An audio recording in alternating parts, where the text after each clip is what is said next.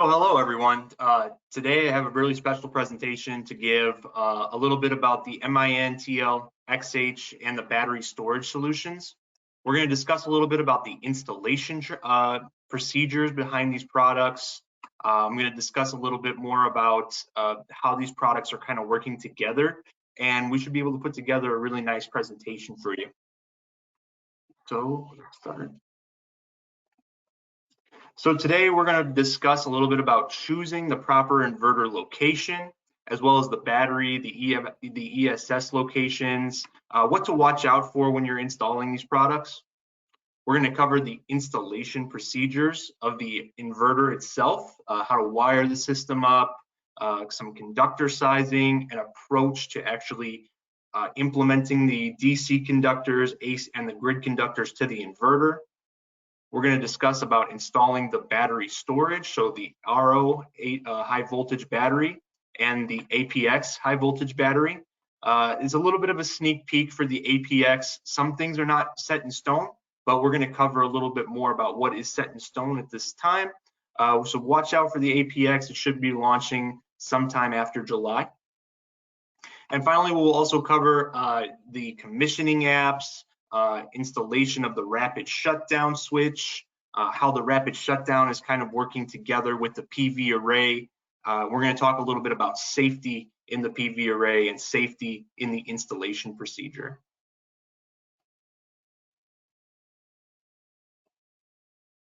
So the inverter installation time can be done in as little as 15 minutes just for the inverter. This is something that I was lucky enough to test myself. I was able to get the inverter installed in about 15 minutes in our Growatt lab. And the battery installation time, depending on what model of battery you're installing, can be done in as little as 30 minutes. This is all including the commissioning as well. So roughly about 45 minutes to an hour to commission, install the battery, the inverter, as well as the smart meter system. We're going to discuss how to save time and resources during the installation procedure. The great thing about the Growatt product is we've made sure that every facet of the inverter is made to be smooth, reliable, and safe during the installation and for years to come after that. Finally, we're providing a sustainable and reliable, but not only that, we're providing that safe solution for your customers. So let's discuss some installation procedures of the MIN inverter to highlight that ease of implementation into a fully functional PV array. Discussing a little bit about the MIN inverter, the MIN TL XH US inverter is our flagship battery-ready residential inverter. The MIN is a hybrid inverter, DC coupling with batteries, with a sleek and streamlined design. The product comes in a wide variety of power class options ranging from 3 kilowatts to 11.4. The product has built-in production and amortization monitoring. It's very easy to install, of course, and features a 10-year warranty, which can be extended up to 20 years to help follow the life of the PV array. The product can be installed and commissioned in as little as 15 minutes, saving you resources during many product installations.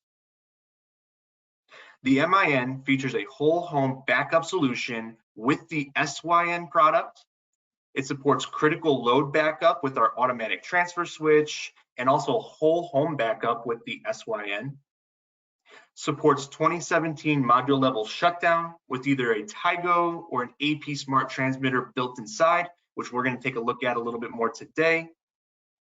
It supports arc fault sensing on the DC side, compliant with NEC Article 690.11, and has options for revenue grade metering for generating SREC credits or part of those applicable programs in those applicable states. The MIN has up to 4 MPPT trackers depending on which model of inverter you have. So it's very important to note the model of inverter. The 7.6 to, or the 8.2 to the 11.4 is featuring those 4 MPPT trackers. And lastly, what should be noted here is that the built-in monitoring function of this inverter is really nice. The Shine tool, or the Shine phone, and the Shine server app are very excellent products which you can use to monitor the PV array as well as monitor the MINTL XH US product and how it is performing. So some best practices for installation: the inverter should be mounted no greater than a 15-degree tilt. So as we can see here on this page, the inverter's mounting structure should be about 15 degrees stationed in that perfect way, such as not to allow any water or not to cause any overheating issues with the inverter. We really don't recommend the inverter is mounted flat, at a forward pitch, or upside down, of course. You know somebody's going to try it, so we obviously have to put it in the manual, but the inverter should not be mounted upside down, flat, or with that forward pitch. The clearances for proper cooling, since this is a convectionally cooled inverter, it needs about 12 inches of clearance on each side of the inverter as well as in front. So it's important to note this when you are installing your product, not to install this product too close to the wall. Make sure you give it about a foot of extra clearance space around the inverter. Of course, the inverter is NEMA 4X rated, but this also means that the inverter should be adequately protected from the elements. The inverter can withstand water, it can withstand snow, rain, sleet, but it's best practice to actually install the inverter in a way such as to minimize the amount of weather and elemental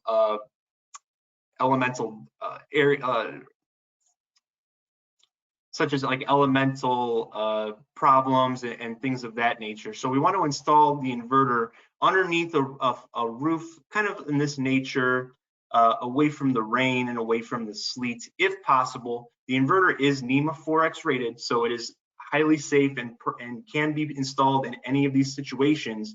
But according to best practices, we want to make sure the inverter is installed with adequate protection from the elements.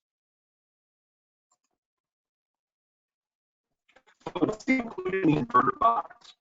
The inverter box will obviously include the MIN inverter, the installation guide, some mounting brackets and self-tapping screws for mounting the inverter to the structure, some terminal ends for PV, battery, AC, ground. So there's some crimp-on connections which can be used to input to the inverter and to the battery accessories. And lastly, of course, the inverter also comes with an antenna for either 4G or Wi-Fi commissioning and monitoring.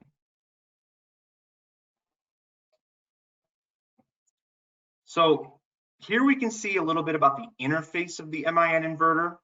It's not very complicated, so we will just highlight the main ports and features. On the far left image, we can see the front panel of the inverter with its LED indicators and the wiring box cover. The middle picture shows the manual battery wake up button and to beginning that charge process for the sleeping battery. This is usually only used during commissioning. And the far right image shows the main ports and the DC disconnect switch. Here you can see the PV input, the battery input, the two AC output ports, depending on if the inverter is a V2 or a V3 model. The extra AC output can be used with the Growatt ATS system to power critical loads in the case of a grid outage. So the V2 model will feature two extra AC ports. One is meant for the backup and one is meant for the actual grid output. You can also see here where the battery monitoring system port is for the battery communication lines as well.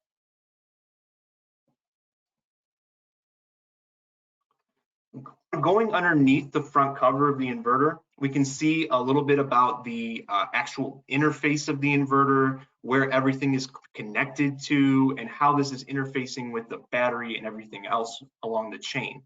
So on the top left, you see the rapid shutdown transmitter. This is not something that the customer will have to install. This is something that is pre-built to the inverter. We can see where the rapid shutdown initiator switch is input to the inverter in that 3-pin connector. We can see the Ethernet input for LAN communication. In the case where Wi-Fi or 4G is not needed, the inverter can also be interfaced with a LAN cable. We see the PV plus and the PV minus maximum power point tracker inputs. There's 2 maximum power point tracker inputs for each tracker. So it's important to note, I would install the PV array to the bottom set of those trackers here in this area. We can see the battery plus and the battery minus inputs in this direction here. It's labeled, everything is labeled down here, so there's no confusion with the polarity. There's no confusion with how to actually input the inverter to the system or the battery to the system. Here we can see the battery communication port as well. This is the BMS. So this is what is routing from the battery to the inverter for the communication with the battery communication system. Next, you'll see the RS485 Modbus input. It's a little bit hidden here because of this connector. This was taken in the Growatt lab. So we had a little bit of a room to play around with some connections and kind of see how the inverter kind of functions in different scenarios. But here's the 485 Modbus input. This is for the smart meter or even the daisy chain multiple inverters together and communicate that way. Next, we have the L1 neutral and L2 output ports. So these ports are for the grid outputs. And if this was a V2 model, this particular is a V3 model. But if there was a V2 model here, you would see some extra ports here for the output for the backup. Next is the grounding bar. Lastly is the grounding bar. We see here we have multiple inputs for ground connections to bond the ground to the battery, bond the actual utility ground to the inverter, handle that ground bus bar that way. The LED indicator is on the front cover of the inverter. After the commissioning is done, it's best to inspect the OLED to determine the status of the PV installation. Make sure there's no fault codes, make sure the battery is running properly. So here we can see how each symbol is correlating to a designation of the actual function of the inverter. Each one of these lights should be green, except for the fault light, which should always be red if there is a fault scenario. So some items that you will need to begin your installation. What do you need to begin the installation? Well, you're going to need a hex wrench to start. This is for removing the front cover. You'll need a flathead screwdriver or a Phillips head screwdriver to make the PV connections. You'll need a multimeter to make sure that the DC voltage is proper, make sure everything is within its working order. Also for safety, to make sure that no lines are actually live. A hole saw and a drill, and a crimp tool to actually crimp each connection to the inverter.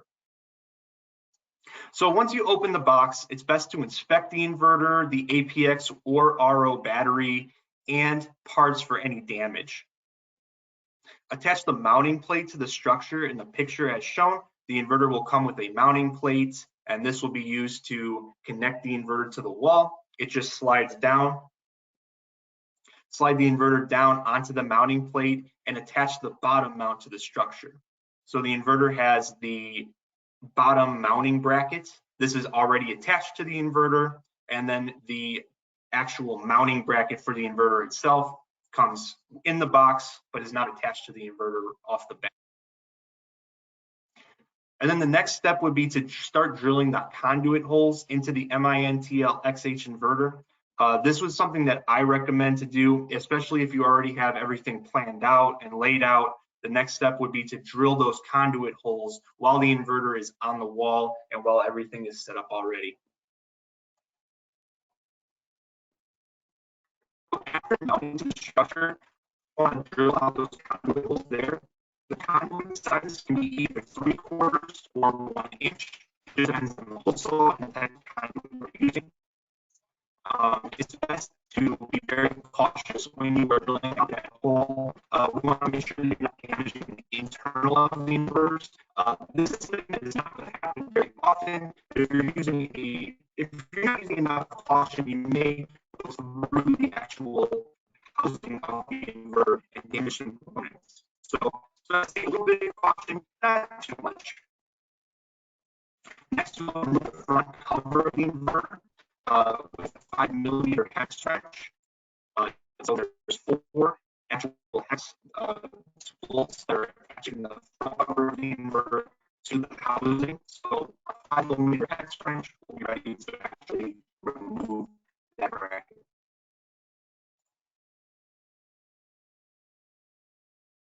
Oh, the audio is really bad.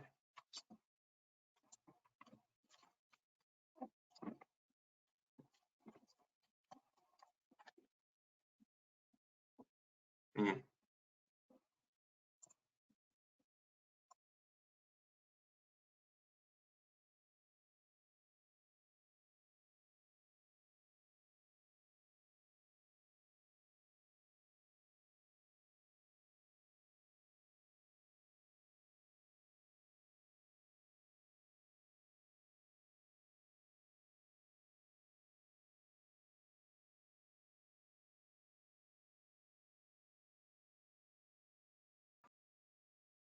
Okay, I think I just fixed it right there. I just turned on the mic and turned it off. So I hope it's a little bit better to hear.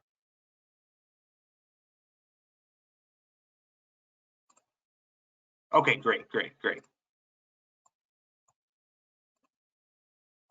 Okay, so we can keep rolling forward. So after the housing, everything should be installed now.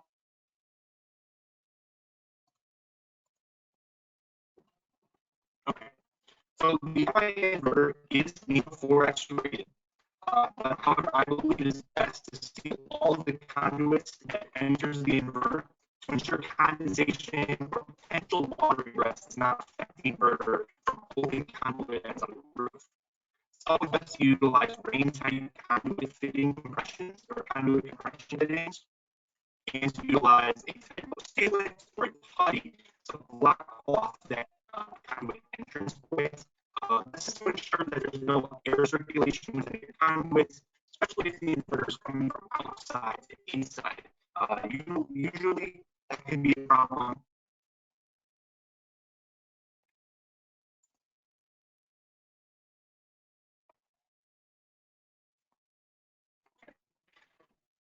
So yes, so that'll be, it could cause some issues if the inverter is coming from the outside environment where it's either really cold or really hot to an inside environment where it's kind of lukewarm temperature and normal range. This is where moisture can happen within the conduits, so we want to make sure that that doesn't occur. It's best to seal off those conduit ends. It stops that air from circulating through the inverter conduit. Okay, so for the PV connections and battery connections, we want to ensure that the PV switch is in the off position to start. Then measure the PV conductors before you input them to the inverter. We want to leave a little bit of extra room for the DC lines just in case some work needs to be done later on in the system. We're going to strip about 15 millimeters of insulation from the conductor and crimp on the included terminal ends. So these are just little 2 crimp connectors. We want to crimp those to the actual PV conductors, and this will allow us to input them to the inverter. Next, we're going to use this screwdriver to unclasp the actual PV plus and PV minus inputs. This will unclasp the connector, and then the 2 connector can be inserted into the hole. Then you remove the screwdriver, and it immediately clasps back onto the PV conductor. So it's almost toolless. There's no port values here that we need to be aware of. We try to make this very, very simple for the customer. We want to make sure that it's easily input, and there should be no issues with this. The size screwdriver can be from about 3mm to 4mm, and that should be inserted into the clasp hole and it will unclasp. So we can connect each of our PV wires, 1, 2, 3, 4, depending on the maximum power conductors we have to each terminal, and then connect the potential earth wire from the actual PV array to the grounding bus bar. Then the battery terminals are connected in the same manner. It's important to note that we're not reversing the polarity, make sure that the polarity is good before we input them to the inverter, and some of the limitations of the inverter need to be met as well. Because the max PV voltage for the inverter is 600 volts. Short circuit current is 16.9, although we are working on increasing this value at this time. And the max recommended PV power to the AC power output is about 2 times, so it's 2.0 DC to AC ratio. Going beyond this is definitely not allowed. We want to make sure that we're within that boundary. So another note is the PV and battery input cable. The cross section for this is between 8 and 10 gauge. We want to make sure we're using greater than 10 gauge wire for these outputs.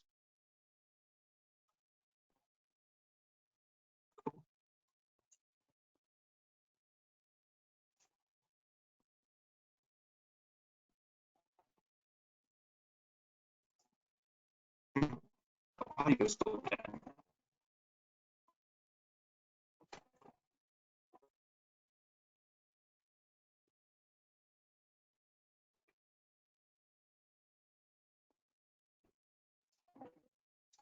Sorry about that. I don't understand why the output audio is so bad. I can switch over to my headset.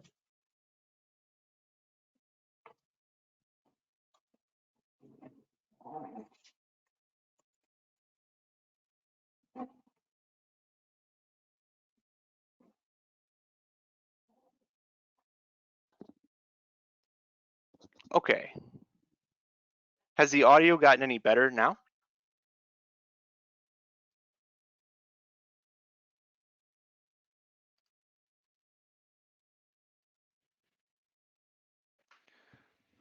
Okay.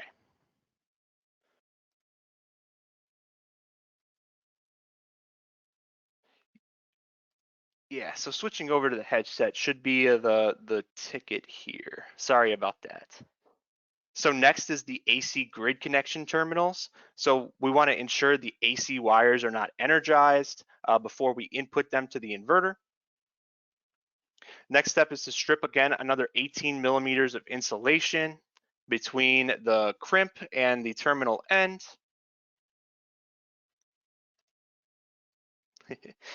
Okay, so between the crimp and the terminal end, we want to make sure that we strip about 18 millimeters of insulation and then crimp on that tube connector to the inverter.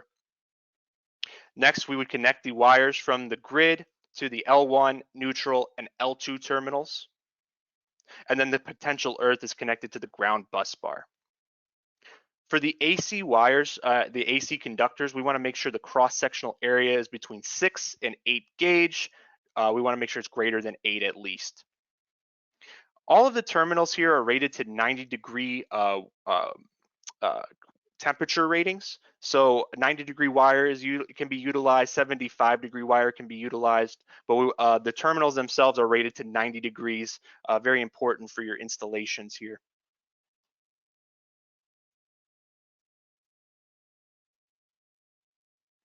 So here's a nice little demonstration, kind of how the actual system is being implemented.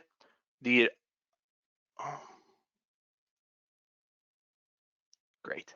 So the AC grid itself is utilizing that screwdriver. They're utilizing that screwdriver to input there we go, the conductors to each terminal. So a flathead screwdriver is preferred for me. I was using a flathead screwdriver for all of these connections. Then we would use for the DC side, again, that conductor will have that tube connector attached to it, and then the screwdriver is inserted, releases the clasp, PV conductor is inserted, and the clasp is released.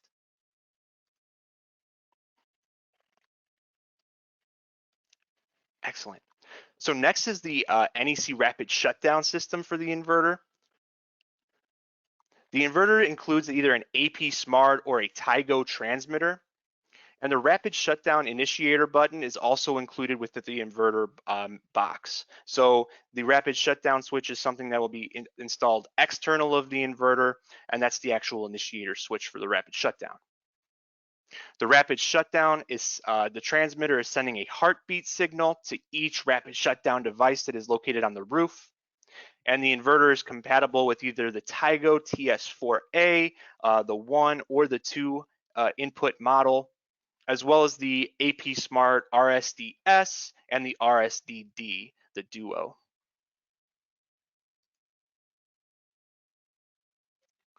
The MIN inverter, you can see here, has that pre-wired transmitter device. We talked a little bit about that. There's no work on the customer side that needs to be done to that particular device. But what's important to note is here is how is the rapid shutdown initiator switch attached to the system. And this is utilizing that 2-wire start-stop control input to the 3-pin connector up top. And the rapid shutdown initiator button will disconnect the inverter from the grid once that button is pushed in.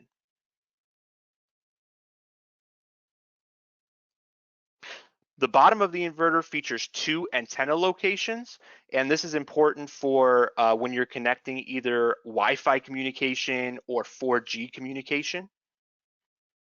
The inverter can be bought with 4G communication installed. So basically what this is allowing is for up to 5 or 10 years, depending on the model, for the inverter to be allow remote communication with a server and the 4G communication mode. So the inverter can be purchased with either 5 or 10 years worth of data.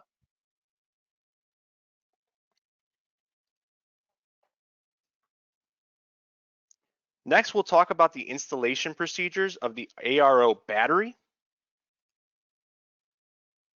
To talk a little bit more about the ARO, where can the installation information be accessed? So the the actual installation information can be accessed on our website. We can describe a little bit more about that later on in the presentation. And essentially what we're allowing here is for the website to have the installation manual as well as the operation manual to allow you to install this inverter correctly, and everything will be fine there. So product overview here for the RO battery. So the RO high voltage battery is perfectly suited to the MIN US inverter. It features flexible capacity options between 3.3 kilowatt hours all the way up to 9.9 kilowatt hours for a single battery pack, and can be operated in parallel with multiple RO battery packs.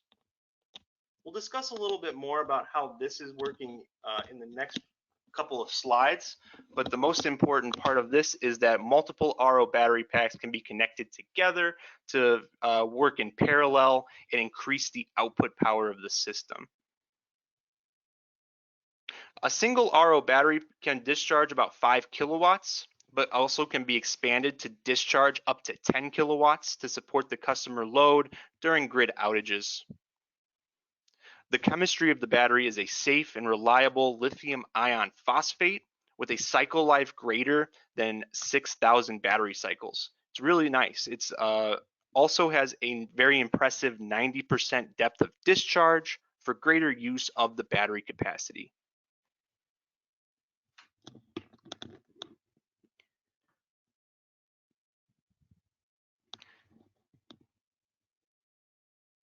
Yes, I'll give the at the end of this presentation, I'll have a the website information as well as our social media information so that everyone can view our social medias and view our website.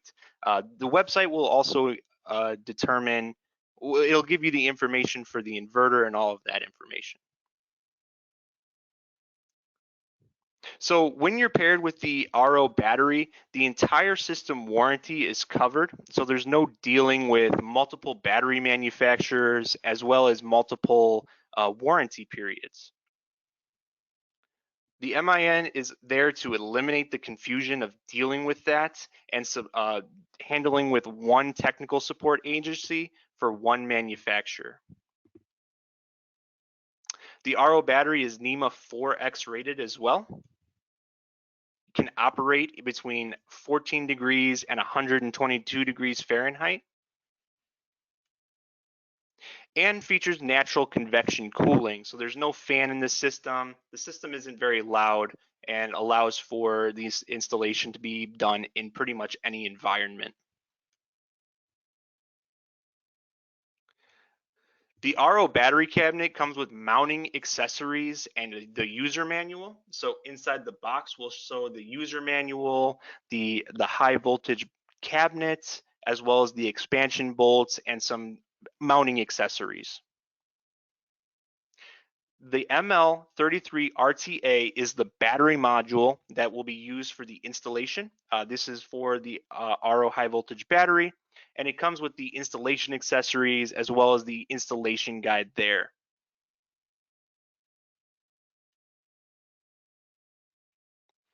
So here we could see the product overview, a little bit about the interface of the battery as well as the battery module. So the right side of the actual battery cabinet will show the battery expansion area. This is for paralleling multiple batteries together to increase the capacity. Features communication ports for multiple battery packs to communicate with each other, and conduit access for each of those. What's really important is the left side of the inverter, or I'm sorry, the left side of the battery. This is where the battery is connecting to the inverter.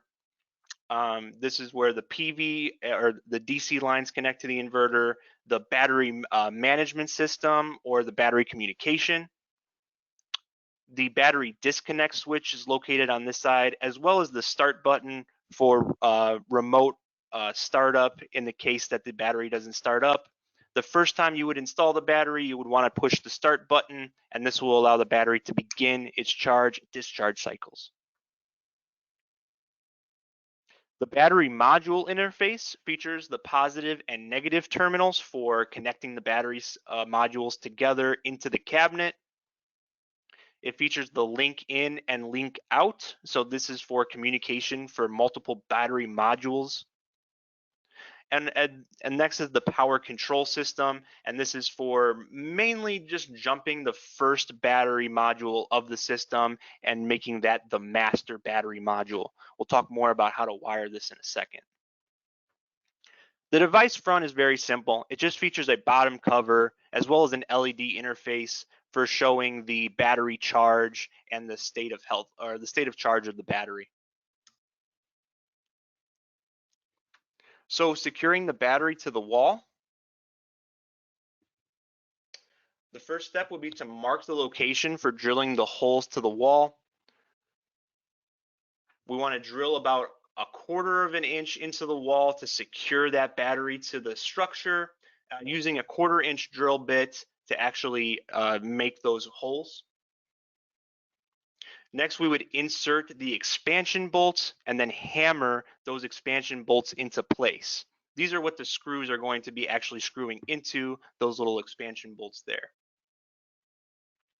And then lastly, the RO battery will fix itself to the wall using the included nuts that come with the cabinet. And then again, of course, there's clearance spaces for the battery.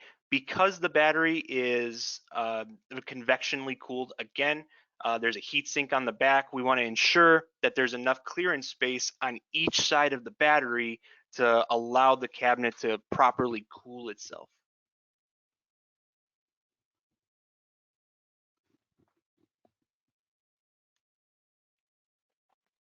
So we're going to begin the installation of the RO battery. The bottom cover is removed first, and then there's two clasps that hold the very front cover onto the battery cabinet. So the first step will be to remove the bottom cover and then disconnect those clasps.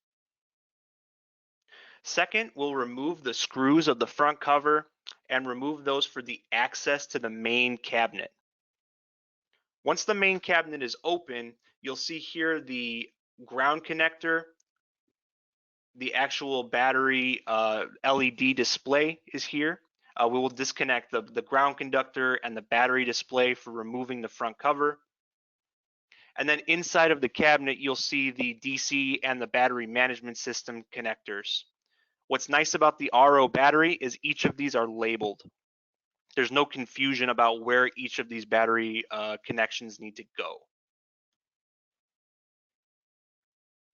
So first, we'll insert the top battery module and tighten those wing nuts as shown in this little graphic.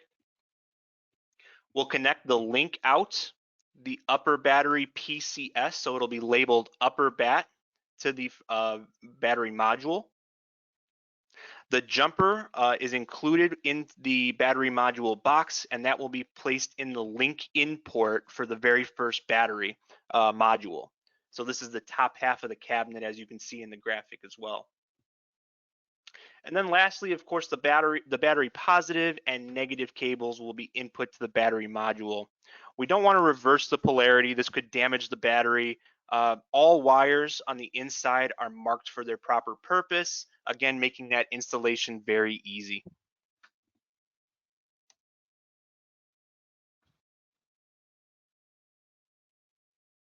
Next, we'll install, if this is a 6.6 kilowatt hour system, there'll be the lower battery that'll be installed. Again, in the same manner, we'll use the wing nuts to actually fix the battery in the cabinet, and then connect the link out and the link in the picture as shown. So the link in and the link out cables will be ran to the bottom of the cabinet, also labeled, so those will be nicely and input there. The battery positive and negative are input to the bottom battery module in that orientation as well. There might be circumstances where we'll have a 9.9 kilowatt hour system, of course. This type of system will have two battery modules on the bottom half of the system and then the one on the upper half. So the two battery modules will be shown in the bottom half of the system there. I will install that with the same wing nuts, same wing nut system. It's easily fixed into the battery cabinet, so it's really nice and really convenient. Then we'll connect the link out, link in, and the battery positive and negative again. But in this scenario, there'll be an extra cable which will link the two lower batteries together in the link in and the link out port. And then the battery modules or the battery conductors coming down to the cabinet will be inserted in the link in and link out as well. And this is for parallel each of those batteries together. So the system can either be a 6.6 kilowatt hour system or a 9.9 kilowatt hour system. This is very simple to actually install. I was able to put this all together in as little as 10-15 minutes, and then the actual connections to the inverter again will take another 30 or another 15, I'm sorry, for 30 in total. So the outer wiring of the battery, we feature these conduit holes, so we can unscrew each of those connector caps to allow conduit access. Each one is about 1/2 inch with rain-tight watertight fittings. We'll use an 8 to 10 gauge conductor for the inverter connection and the crimp that is included in the tube connections to the wire ends. So here in this picture, you can kind of see exactly how the battery connection tube terminals are connected there. And then again, that same screwdriver mechanism for the clasps allow you to insert that straight to the battery. No tool is needed to actually screw down.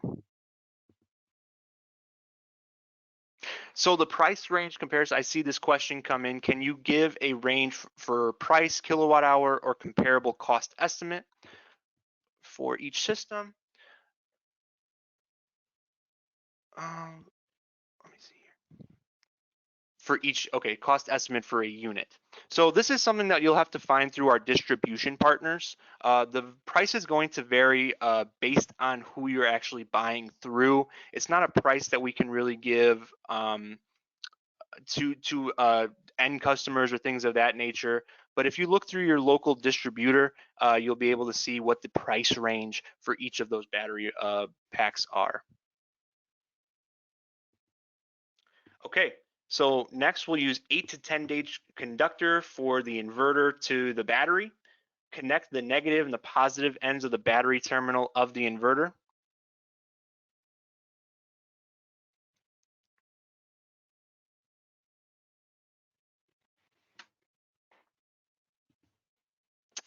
Let's see. I would like to see an upvote questions. So I can't actually turn the questions to be able to, everyone sees them. I can only answer them in this way through GoTo. I will try to answer each question as they come up, as they go. So in this scenario now, we're connecting the BMS cable of the battery cabinet to the inverter, and then turn the battery disconnect on, press the start button of the battery, and the battery OLED should light up straight away.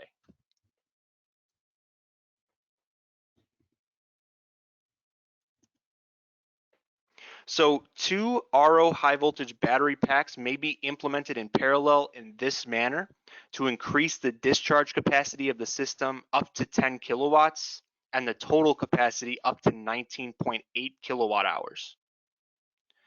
This will display how the 3 battery modules are implemented into the battery cabinet and how the expansion cabinet is used to increase the total capacity of the system. So here we can see there's a battery cabinet. It features the battery power module inside of that cabinet.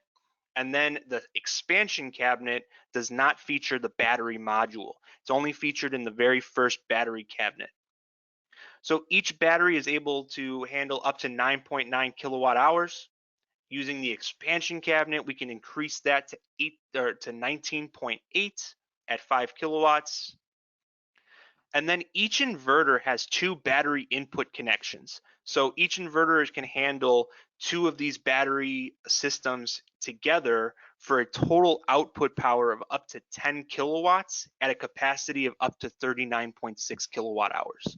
So we're really offering a really flexible range of possible configurations for your customers' needs.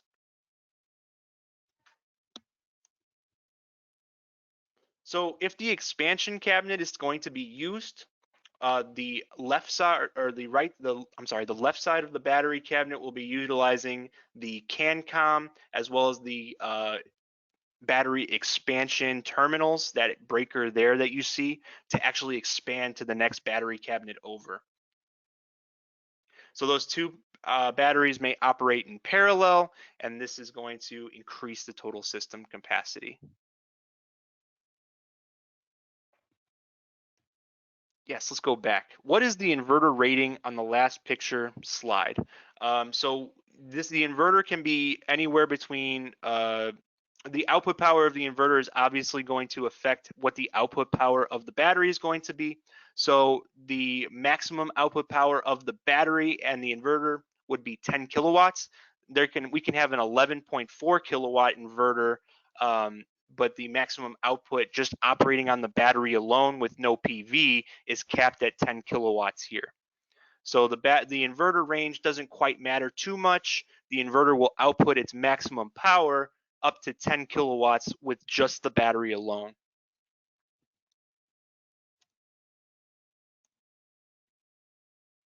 Okay, lastly, I just have a sneak peek of the APX high voltage battery, and this is going to be set in stone. I'm just going to talk about the things that we have ready to go right at this moment, talk about the installation procedures of the APX, and we can go from there.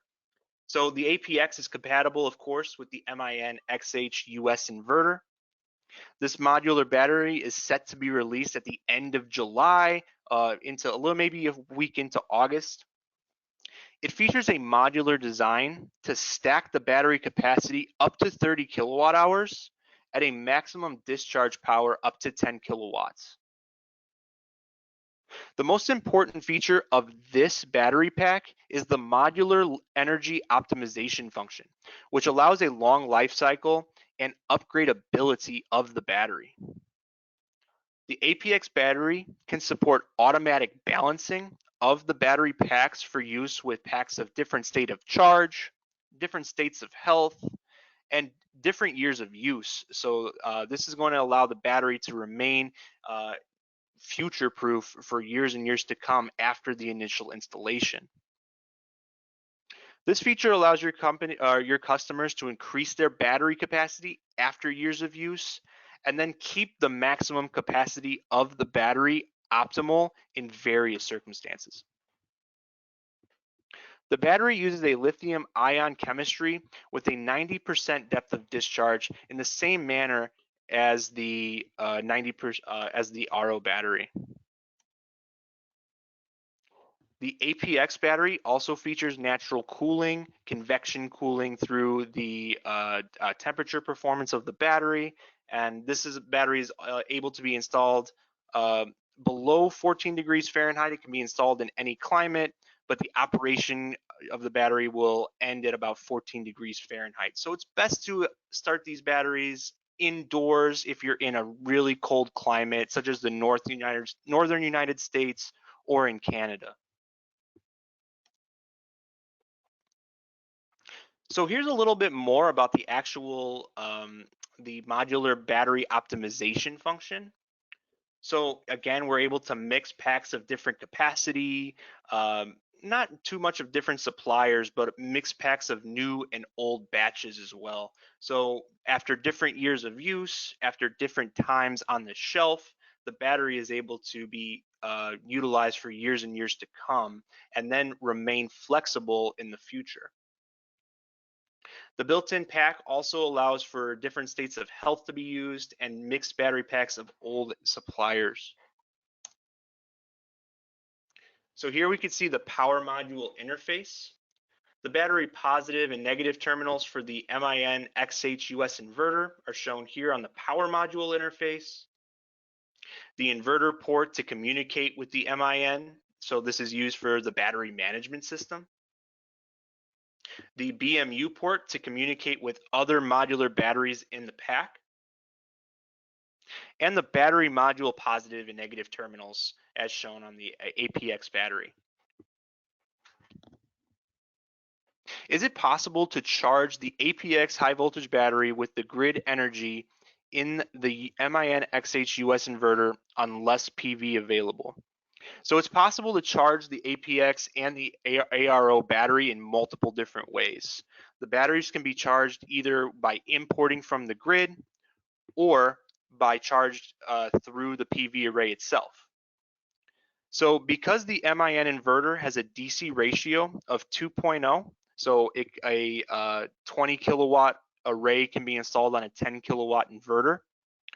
When the array is producing 20 kilowatts, the inverter will be outputting 10 to the grid or to the customer's load center, and then the other 10 kilowatts will be actually available for the battery charging.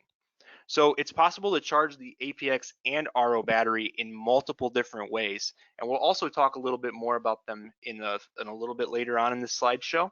But there's multiple EMS functions that are able to be utilized with the battery, which is what makes our battery really flexible. Yes, the batteries can be charged from the grid. So there's multiple EMS ports for the battery and multiple EMS functions inside of our Shine Tools app. The battery can be charged from the grid. The battery can be charged from the PV array. Good questions.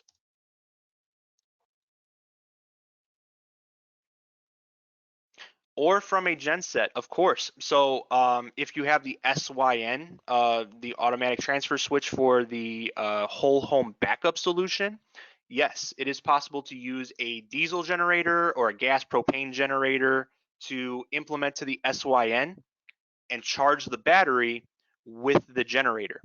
And this will be used mostly for when the power goes out, it's been gone for a long time, the batteries are starting to deplete. We can set a state of charge at which the battery will, or the MIN inverter will turn on the generator and allow that to charge. We talked a little bit about this in the last webinar that I did. So I highly encourage you to go on our YouTube channel and see the last webinar. It explains a little bit more about the genset options with the SYN device. So here is the APX battery modules. We see the link in ports for multiple battery packs, as well as the battery positive and the battery negative terminals.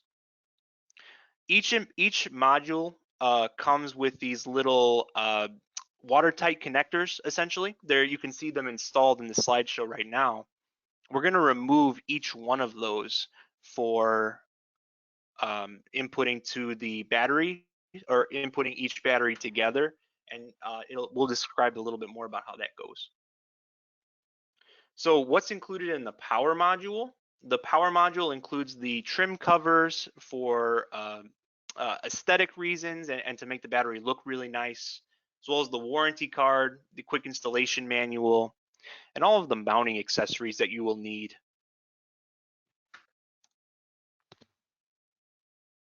The APX battery module will come with the trim covers as well for those aesthetic reasons, mounting accessories for each module stacked together, and then of course the warranty and the installation manual. The floor mount system is sold separately. So when you buy the APX battery, depending on how you'll be implementing this into your installation, it could be either mounted to the wall or it could be mounted on the floor using this floor mount here. I would say most customers will be using the floor mount option. So I've included this in the slideshow. We'll adjust the floor mounting pegs to balance the base of the system to the environment. We want to make sure the battery is on a nice stable base. We'll place the mounting plate with the rounded edges towards the front. So you can see that the back end of the floor base will actually be like straight across. And then the rounded edges are going to be the front end of the battery base. So don't mix that up when you're going to install these batteries. We want to make sure that everything is in the right proper order. Then you will begin stacking the first battery pack to the base and then secure the battery pack with the included screws. This method can be shown in this picture here, where we're showing exactly how that's being screwed in, and that's going to allow that to safely mount to the structure of the floor base. Next, we'll begin stacking each battery module one by one on top, and then the power module will be implemented on the very, very top of the battery. We'll connect the power module plus and minus to each battery module with the included connectors. So the orange and the black cables, we'll start with connecting them from the top of the battery going down order by order, and then we'll connect the battery management system cables to each battery pack and then to the battery module on the top. So we'll slide the battery lock and then secure each battery module included with the included screws. So here you'll see these handles. They almost look like handles, but what they are really is the battery locking mechanism. So this will lock each battery in place and offer a little bit more stability. We want to make sure that every single one of these handles is in the proper position and then tighten down so that the battery doesn't move around and it doesn't act as like a caterpillar of sorts. Using the connections for the inverter, the actual battery module itself, or the power module on the top, features two holes for conduit access. The inverter to the battery conduit is about 3/4 inches there, and then the BMS system is 1/2 inch for conduit. The BMS and the PV wires themselves, under the NEC code, they can be installed in the same conduit. However, it's very important to note that the actual the battery module communication system, that conductor needs to be rated for the same voltage that the battery to the inverter conductors are. So out of the actual box, we wouldn't use them in the same conduit. You're more than welcome to create your own battery management cable. I would recommend using the one in the box and then using 2 conduits to feed them to the inverter. That is the best practice of actually installing this APX battery. You'll see here that there's 2 flaps. These are for conductor access or conduit access as well. So we'll punch out each of those conduit. I guess I would call them each of those. I guess they're a knockout. So each of those conduit knockouts, will knock those out and then input them to the battery. When you're inputting them, when you're inputting these conductors to the battery, we use the same mechanism for putting the screwdriver in, unreleasing those clasps, and then inserting each of the PV or the battery plus and minus conductors to the battery. So each battery module is bonded together as well using the included conductors. There'll be some green conductors that will be used to bond each battery together. And if we go back a slide, we can kind of see how this is implemented here. It's going to be in the front. This next slide over. So we'll slide each of the protection flaps on, each of these trim covers onto the battery module, and then we'll be done with this side of the battery. So once everything is connected together, we're done with this side of the battery. Insert the trim covers, and then you'll have a nice aesthetic battery on this side.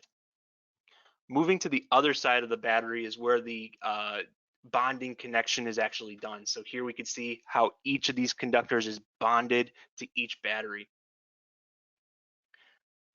So after you bond each of these batteries together, there's not too much to actually do on this side of the battery unless you were to expand to multiple APX batteries, which is possible. It would be underneath this cover. It's a little bit more than what we're going to talk about today, but the APX battery can also be paralleled together for multiple expansions of the APX. On this side of the battery, again, we'll see the DC disconnect. While we're doing all of our connections, we want to make sure this is in the off position. And then lastly, the actual grounding conductor, the EGC or the equipment ground conductor, will be screwed on here with the included battery or the grounding terminal. So that is where the system is finally bonded.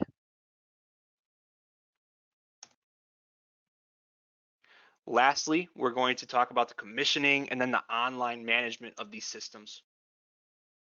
So the first step for actually commissioning the inverter will be to download and install the Shine Phone app.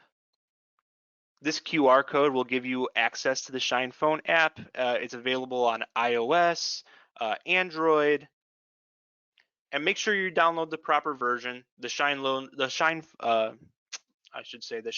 app, the Shine Tools logo is shown here.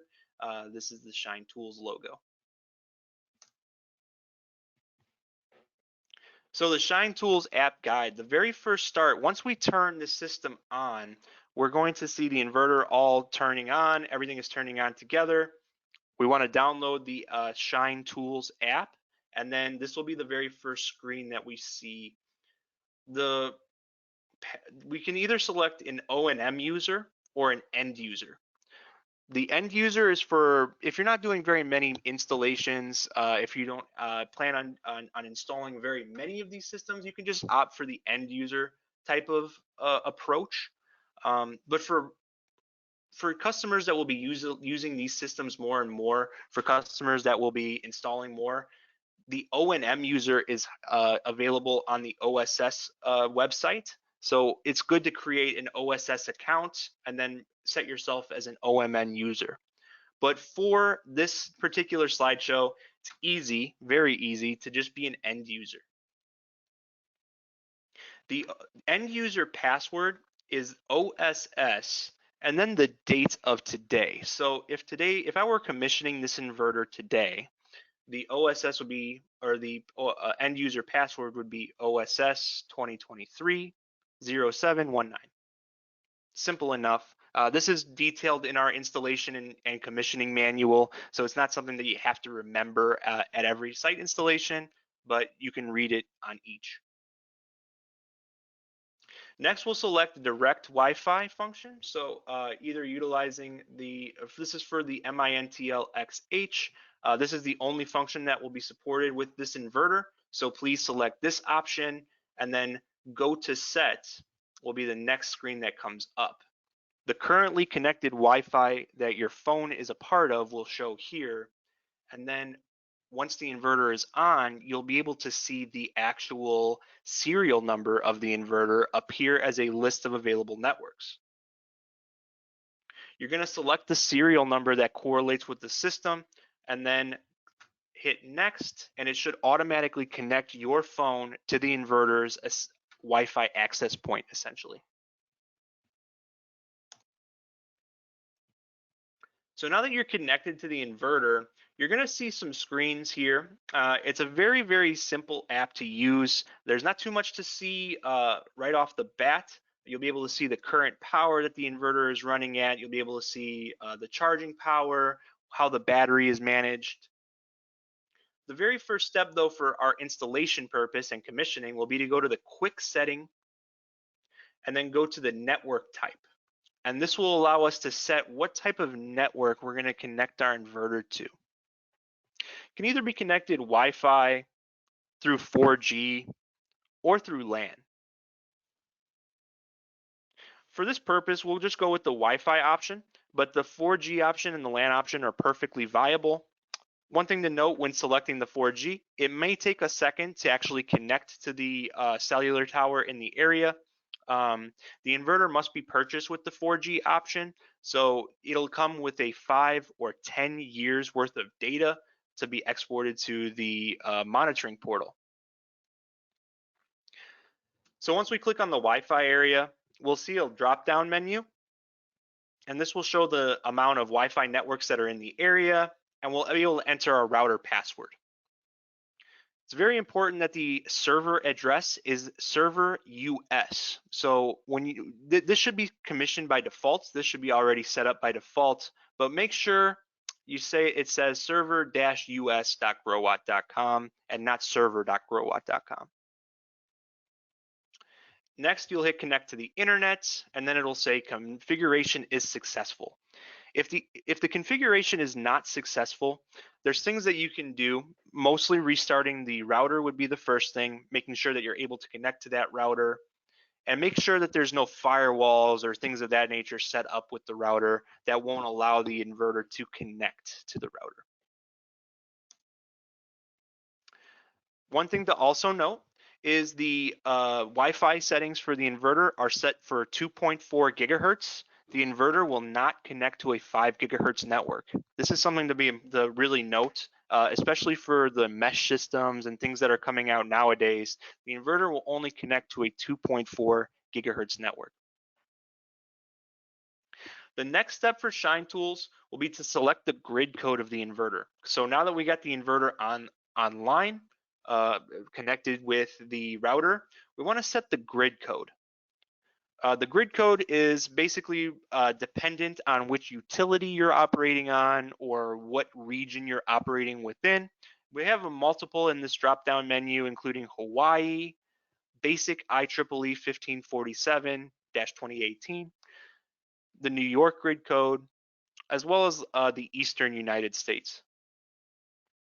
So we want to make sure that we set this in the proper order. If we don't set the proper grid code, no errors will come up, but it's very important that we do set this in the proper way to interconnect with the grid in the way that they're permitting. And then the last step will be selecting the battery module. So based on what type of battery you've just installed, if it's an APX or RO, we'll go to the quick setting. We'll go to the battery type and the battery diagnosis. We want to make sure, well, first we'll go to the battery type and select either APX or ARO. Then we'll go to the battery diagnosis. This is something that I personally recommend. You won't see this in the manual, but I recommend going to battery diagnosis, typing in the number of batteries that are connected with the system. So if it's an ARO with the expansion cabinet, enter the number 2. And if you enter the number 2 or the number of batteries that you have, it should say each battery is installed successfully. if there is an issue, the battery will say it is not installed successfully, and then we'll have to go back through the process and see if there's any miscommunications in our wiring, or if there's a different type of fault that we need to be aware of. Lastly, we'll install the electric meter. So once everything is connected and the inverter is connected to the PV array, to the battery, and then to the grid, I want to make sure that we know that the Growatt also offers the smart meter for use with the ATS system, and then that. So here is a little bit of a diagram based on how the smart meter is connecting. We'll go to quick settings, and then the only option is power sensor, and then the only option will be electric meter. So we want to turn this on if we're using this product. This is the wiring diagram for the SM-US200. It's very simple. The RS485 is just A+ and B-. One thing that we want to note is that we're using a twisted pair of wires. This will be noted in the manual, so if you have any questions, please refer to the manual there. But we want to use twisted pair of wires. AC and the CT wires will be going from L1 or from 1 and 3 to the CTs that are here. The SM-US200 comes with two 200 amp CTs split. They're both split core for easy installation. So this product is installed inside of the customer's load center, and then it'll be on its own dedicated breaker with L1, L2, and neutral connected for voltage sensing as well. This product is only absolutely necessary if your customer wants to see their consumption data, or if the customer has the ATS battery backup.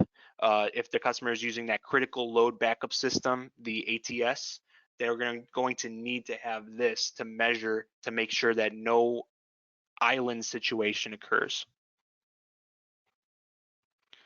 So the smart meter is pretty simple. It just goes inside of the cabinet. It can be mounted on a standard 35mm DIN rail. There's not too much more to talk about it. It's a pretty basic product. Interfaces with the inverter through Modbus 485. And then the very last step will be performing the software update on the inverter. Okay, so there's two questions in the chat.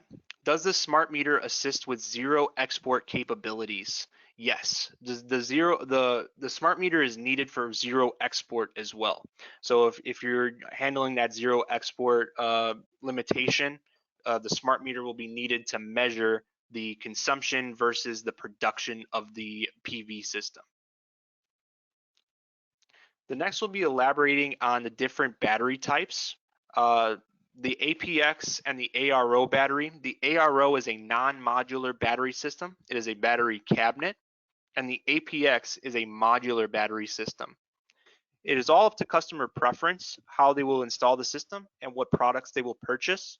I like the APX battery for the modular functionality, but I like the ARO battery for the increase in the number of battery modules that you may be implementing to the PV array as well.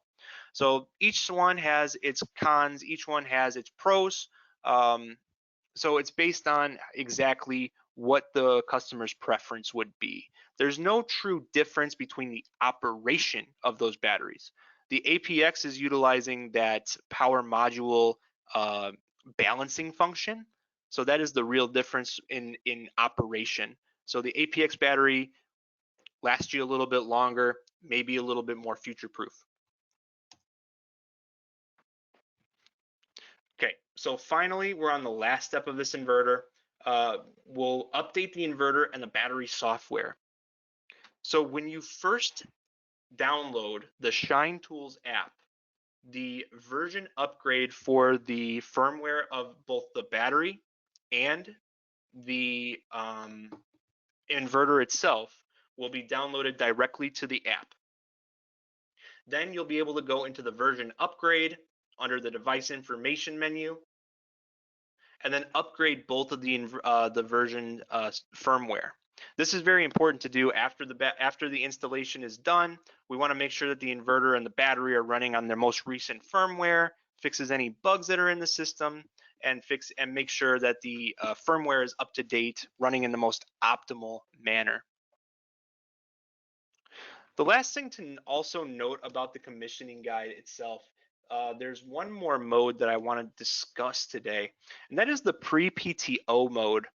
This can also be set up in the inverter at this step. So when we're doing the battery, before we do the battery type, we would turn the inverter to pre-PTO mode. And essentially what this does is it will charge the battery, but not export any power to the customer's load center or to the grid. So this is utilized before the customer has permission to operate with the utility. The installation can still be done. The inverter can still be turned on, but the pre-PTO mode setting will be checked and will not allow the inverter to actually export any energy like that. But it will still maintain a full charge of the battery, which is why it's important.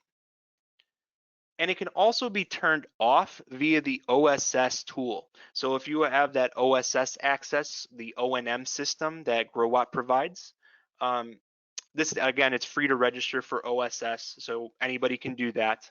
But basically, you'll be able to remotely turn off the pre-PTO mode once the PTO, the permission to operate, is actually granted from the utility.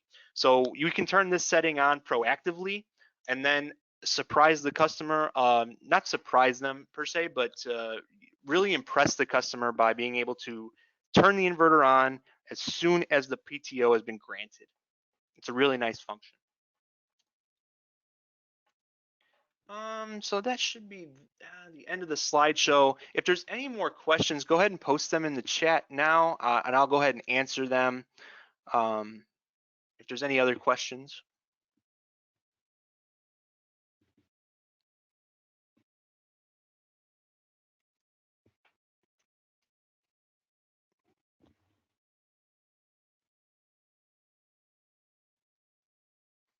I'm kind of looking through.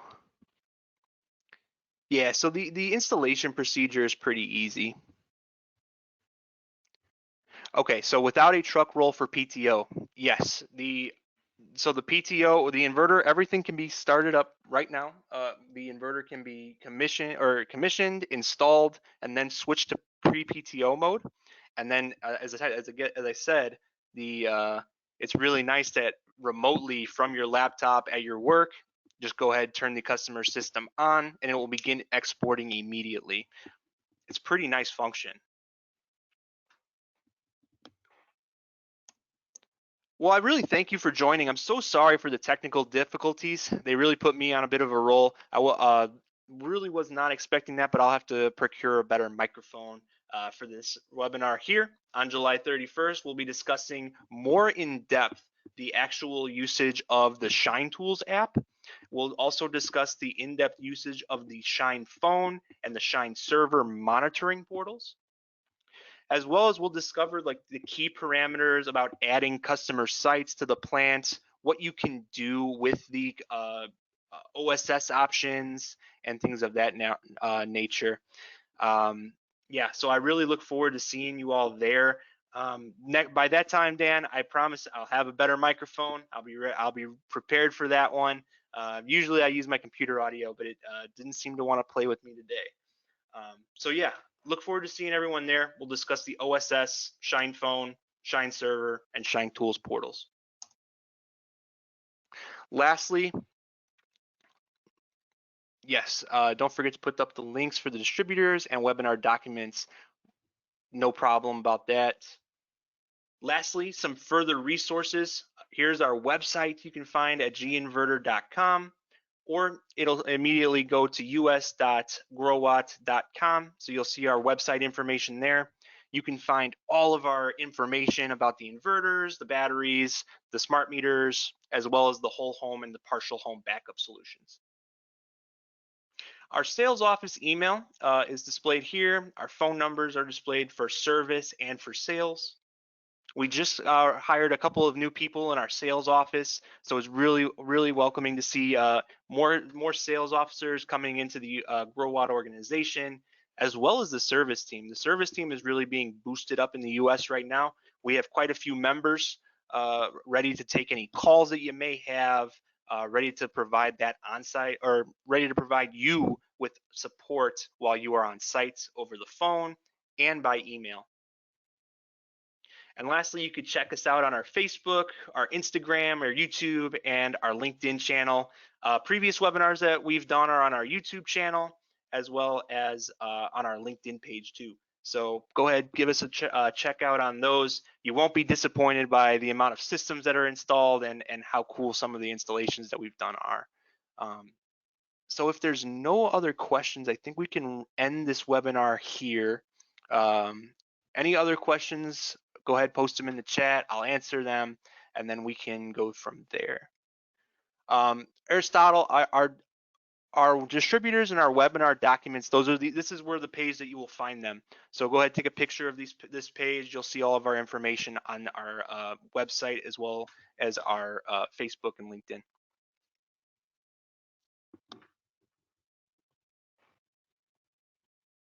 Okay, well, I thank you very much for joining today's webinar. I hope everyone has a really great rest of your day, and cheers.